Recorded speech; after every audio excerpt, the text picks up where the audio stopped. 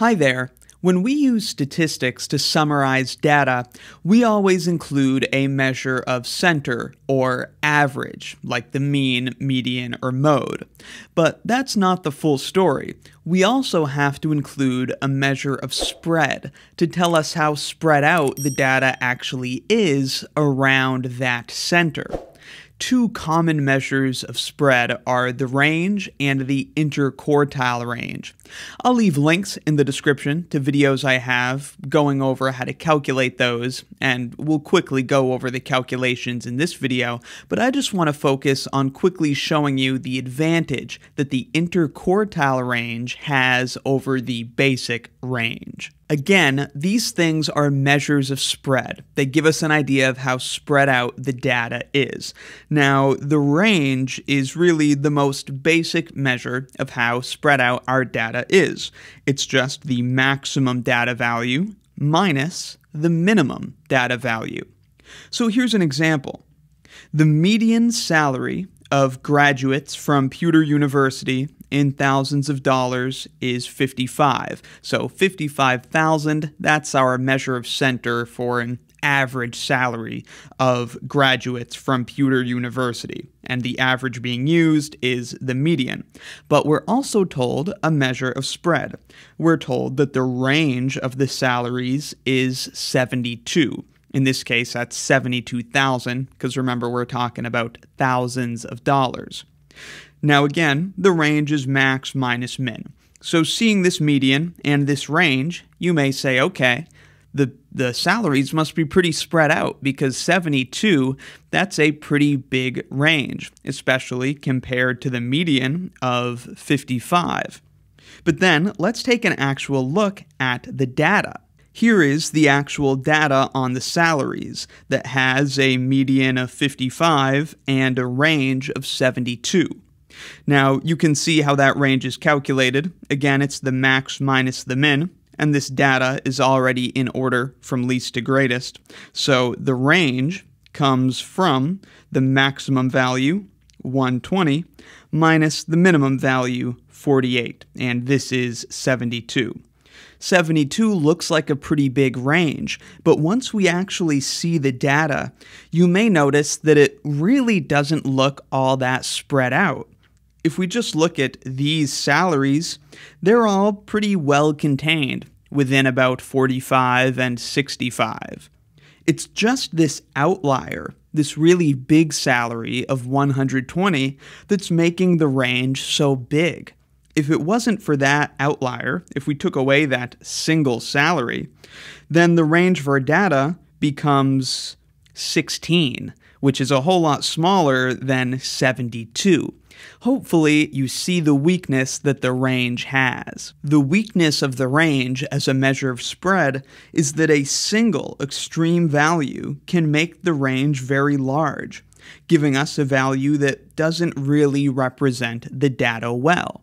So let's see what we get if we calculate the interquartile range of this data and see how that compares to the range. The interquartile range is often abbreviated IQR, and it's the difference between the third and the first quartile. That's Q3 minus Q1. Here's how we usually find the first and third quartiles. We look at our data and we split it along the middle value. That's the median. In this case, the value in the middle, the median, is 55. So we basically split it along that middle value, and now we have a lower half and an upper half. The first quartile, or rather, let's start with the third quartile, since that comes first in the calculation. The third quartile is just the median of the upper half of data. So what's the number in the middle of the upper half of data? Well, it's just 64. So that's the third quartile. So our interquartile range is 64, that's the third quartile, minus the first quartile. The first quartile is just the median of the lower half of data. Here's our lower half of data. What's the median, or the middle value, of the lower half? Well, it's just 49. Okay, so our interquartile range, Q3 minus Q1, is just 64 minus 49, which is equal to 15. Notice 15 is a lot smaller than 72, and we got this interquartile range of 15 even though this big outlier of 120 was still in the data. I think you'll agree that 15 is really a better measure of the spread of this data. Sure, we've got this big salary of 120, but overall, the salaries are not that spread out. That's the strength of the interquartile range. It is more resistant to outliers than the range is. Just because we have one big outlier, that's going to set the range way off course, but our interquartile range is still a pretty good summary of the data's spread. And this is because, by the very definition of interquartile range as the distance between the third and first quartiles, the interquartile range represents the spread of the middle half of the data, unlike the range, which represents the spread from the very lowest point to the very highest point. So there's no way for extreme values to impact the interquartile range, since it's just telling us the spread of the middle half of the data. If you remember how we calculated the interquartile range, then notice, looking back at our data, if we change the lowest value to, let's say, 0, and the highest value from 120 to 5,000, still, this will not affect the interquartile range at all, so it's highly resistant to outliers. So this should be your big takeaway from the video. When it comes to measures of spread, the interquartile range is more resistant to outliers than the range, since the range, by its definition, depends on the extreme values of the data, the minimum and the maximum. And I want to give you one last example to think a little bit about on your own. Here's the made-up salary data we were just working with a range of 72 and an interquartile range of 15. And here's some more made-up salary data for graduates from Tin University. Now, taking a look at this salary information, which data looks more spread out?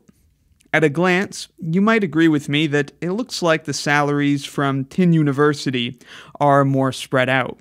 They range all the way from 19 to 50, but from Pewter University, they mostly go from around 48 to 64, which relatively isn't a tremendous amount of variation.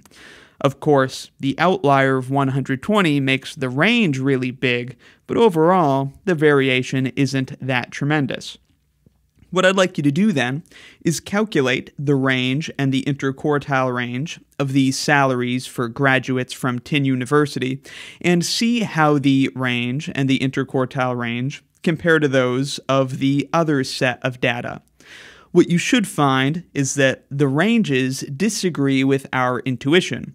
The ranges tell us that this data is more spread out than this data, but the interquartile ranges will agree with us. The interquartile ranges will suggest that this data is in fact less spread out than this data.